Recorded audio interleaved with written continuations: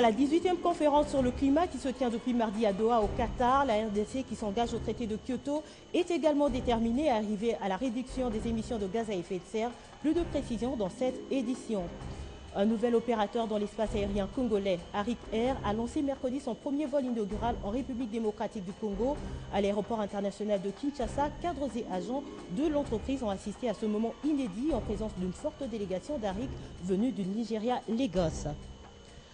Après les titres, place au développement. Bienvenue dans ce journal. Pour la paix dans le Nord Kivu, après le retrait des troupes rebelles du M23 de Goma, un premier dialogue doit réunir à Kampala les autorités congolaises et les rebelles sans le président Joseph Kabila. Le jour du dialogue n'est pas encore fixé, mais les deux parties impliquées dans la crise devraient se retrouver en Ouganda. La RDC sera représentée par quelques ministres, dont celui des Affaires étrangères qui se trouve déjà sur place. Les rebelles du M23, eux, sont attendus jeudi dans la soirée. Je l'ai dit au cas. Il ne s'agira pas de négociations selon le gouvernement de la République démocratique du Congo et surtout pas pour le partage de postes. Donc pas un Sun City bis en vue à Kampala.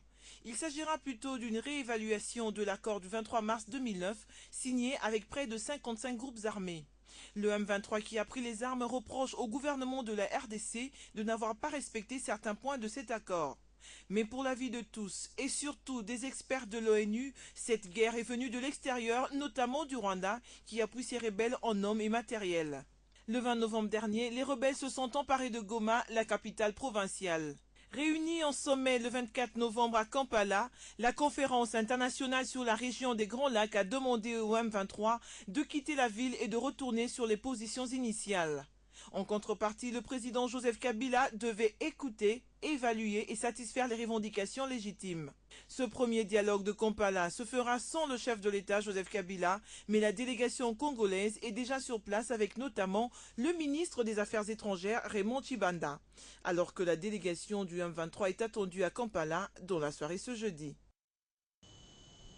Et à l'Assemblée nationale, les députés nationaux se sont retrouvés jeudi en plénière. Il était question d'examiner et approuver le rapport de la commission mixte paritaire Assemblée nationale-Sénat sur la proposition des lois portant institution, organisation et fonctionnement de la Commission nationale des droits de l'homme. En fin de compte, les deux chambres du Parlement se sont mis d'accord sur le nombre d'organes que devra comprendre la dite commission. Ce que l'on peut retenir, c'est que son bureau sera composé de 4 membres. Et le président de cette commission a rang de ministre et les autres membres de vice-ministre. Changeons de registre à présent à la 18e conférence internationale du climat qui se tient à Doha au Qatar. La RDC a fait entendre sa voix mercredi du haut de la tribune de ses travaux. Le vice-premier ministre, ministre du budget, Daniel Moukoko, a fait part de la détermination de la RDC à lutter contre le changement climatique. La RDC qui s'engage au traité de Kyoto est également déterminée à arriver à la réduction des émissions de gaz à effet de serre. La conférence de Doha était le rendez-vous des plus fin décembre 2012. Première période des engagements, rien n'a été respecté. L'échec est total et admis par tous. L'appétit féroce des géants industriels n'a pas cessé de détruire la planète. La République démocratique du Congo s'aligne derrière le groupe Afrique et souhaite qu'une décision pour la poursuite du processus de Kyoto soit adoptée, permettant entre autres le transfert financier des pays pollueurs vers les pays en développement. Sur ce point, peu de progrès ont été accomplis. Les contraintes budgétaires en sont les principales causes en Europe. Nous consacrons du temps et de l'argent aux discussions sans réaliser que le phénomène s'accumule faute d'action. Les tendances auraient pu être inversées si les discussions étaient moins longues et les appuis annoncés réellement déployés. Nous déplorons que le décaissement des fonds précoces promis pour les activités RED+, n'ait pas été totalement effectif et transparent. Des financements ciblant des actions d'atténuation et d'adaptation sont attendus en RDC pour poursuivre la réduction des émissions de gaz à effet de serre et contre la déforestation. Dans la même optique, que faire pour que la République démocratique du Congo se développe, ou mieux, quelles sont les conditions d'un développement durable en République démocratique du Congo? La question fait l'objet d'un colloque international depuis jeudi au Grand Hôtel Kinshasa, une rencontre en 3 journées qui réunit un auditoire aussi hétéroclite fait de professeurs, journalistes et autres acteurs de la société. Que signifie le développement pour vous?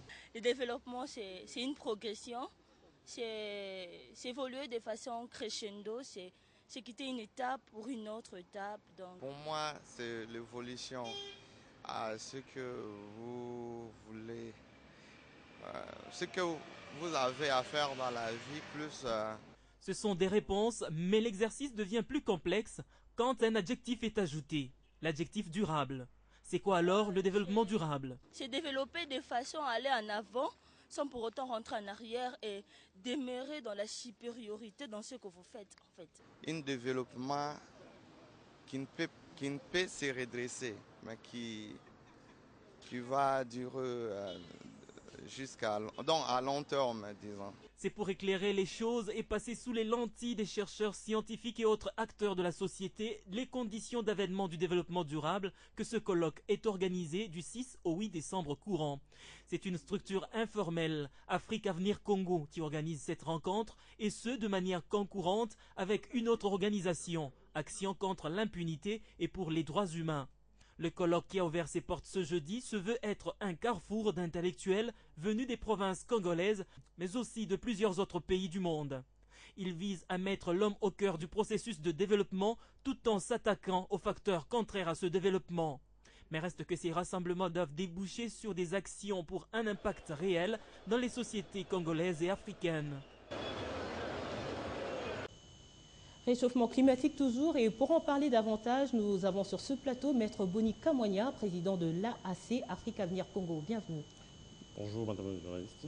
Et Monsieur Kamwanya, je ne vais pas anticiper sur les travaux, mais qu'est-ce qui freine selon vous le développement de l'Afrique et du Congo?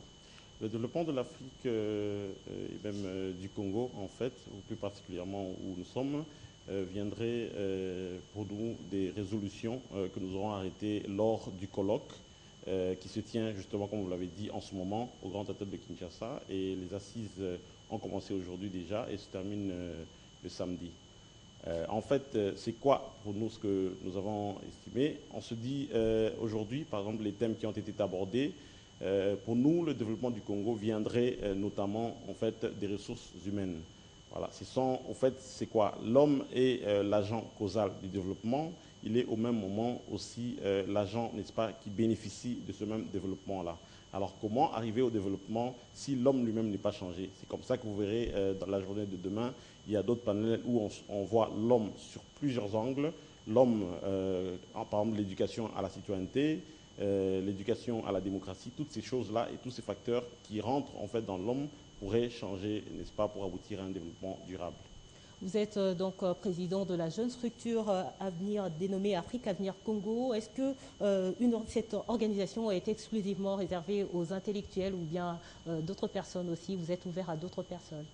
On est ouvert à beaucoup de gens, mais pour le moment, les gens sont venus de toutes parts. D'abord, la cible, c'est d'abord les intellectuels. La cible, c'est d'abord les intellectuels, en fait. C'est parce que c'est la crème intellectuelle qui, en fait, dirige ce pays. Si la crème intellectuelle elle-même pourrait, n'est-ce pas, assimiler les résolutions du colloque et se soucier ou en faire sienne, je voulais dire, je pense que ça pourrait, en temps soit peu, changer et contribuer au développement durable de la RDC. Merci, Monsieur Boni Kamwanya. Je rappelle que vous êtes président de l'Afrique dénommée Afrique Avenir Congo, de la structure. Je vous remercie, Madame le Président, c'est bien cela. Je suis également avocat au barreau de Lubumbashi et président de la jeune structure Afrique Avenir Congo, comme vous l'avez dit. Merci d'avoir répondu à toutes nos questions. Je vous remercie, Madame le journaliste. Le journal se poursuit. Le gouvernement de la RDC bénéficiera dans les jours à venir d'un bâtiment des bureaux administratifs qui sera bâti sur une surface d'environ 20 000 m², fruit de la coopération amicale entre la RDC et la Chine. La signature de ces accords a eu lieu jeudi entre les deux parties. La RDC a été représentée par le vice-ministre des Affaires étrangères, Dismas Mabwingu, qui a reçu en audience le même jour la chargée d'affaires du Canada, Julie Crowley, en séjour dans le pays. Ces accords signés ce jour entre la RDC et la Chine concernent respectivement l'octroi d'un prêt sans intérêt d'un montant de 50 millions de yuan, soit 8 millions de dollars américains, et bien sûr l'engagement de la partie chinoise pour la construction de ce bâtiment.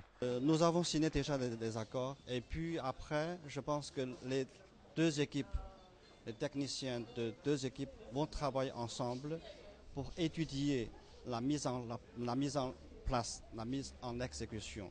Je pense que si les conditions sont réunies, nous pouvons lancer les travaux très rapidement.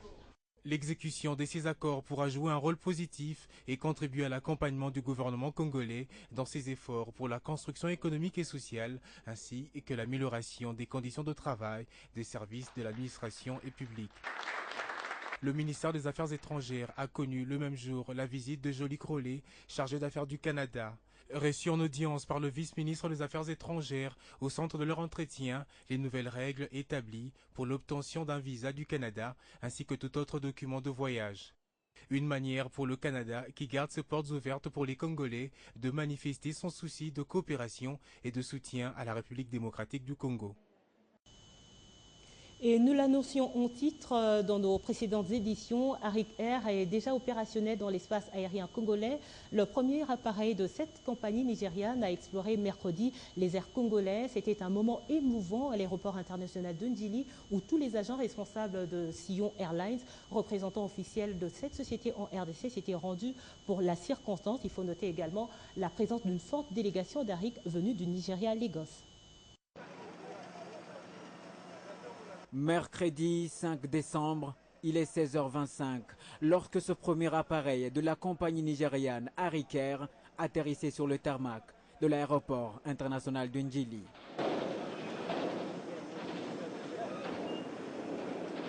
Et puis cette action qu'on appelle arc d'accueil pour tout avion qui atterrit pour la première fois sur un aéroport. Au bas de la passerelle, les agents des Sillon Airlines, une société congolaise opérant aussi dans le domaine de l'aviation et représentante exclusive de Arik Air, visiblement sous émotion après plus de 3 ans d'attente. L'appareil est un Boeing 737 série 700, nouvelle génération, et fait partie d'une flotte composée également des Airbus et des bombardiers de moins de 5 ans d'existence et donc remplissant toutes les conditions techniques de pouvoir voler. Nous avons connu beaucoup de succès pendant 6 ans. Nous avons une flotte de 23 avions. Ce que nous offrons, c'est la sécurité. C'est notre priorité numéro 1, la sécurité et la qualité. Chose également assurée par certains passagers et membres de l'équipage. On a décollé de Douala et on est arrivé à Kinshasa. Le vol était impeccable. Arik Air ouvre ainsi le pays sur d'autres destinations dans le monde, un acte de grande signification patriotique pour les Congolais, précurseurs de cet investissement unique en son genre pour l'instant dans le domaine de l'aviation en RDC. Il est grand temps, comme je l'ai décidé, que nous puissions révolutionner des choses.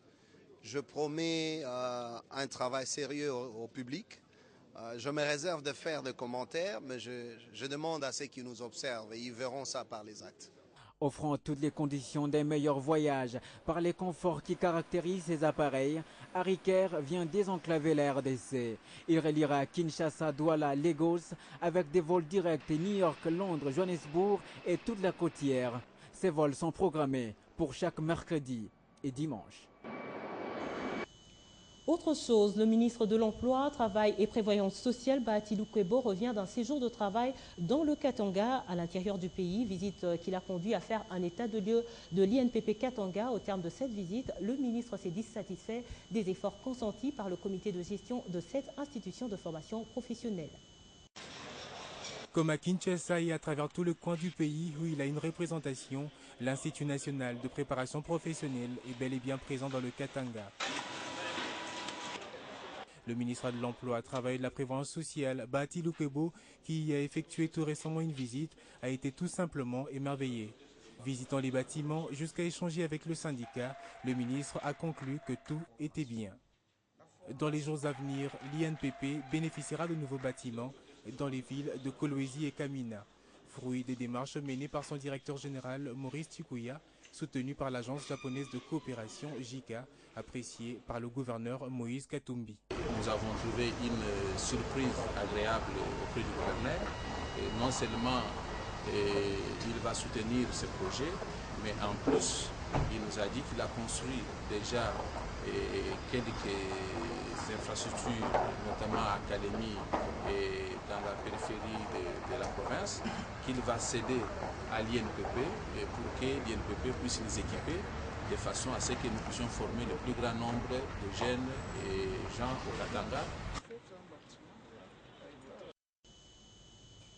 Et du sport pour finir, les 2 matchs amicaux de la RDC programmés respectivement contre l'Afrique du Sud en décembre 2012 et la Côte d'Ivoire en janvier 2013 sont annulés. Le staff technique ivoirien souhaite rencontrer un pays du Maghreb et les Sud-Africains, eux, préfèrent jouer contre le Malawi, l'Algérie ou la Norvège. Côté RDC, le sélectionneur congolais Claude Leroy est déjà à Kinshasa en vue de parachever des contacts du stage de son équipe prévu au port Elisabeth. Suivez.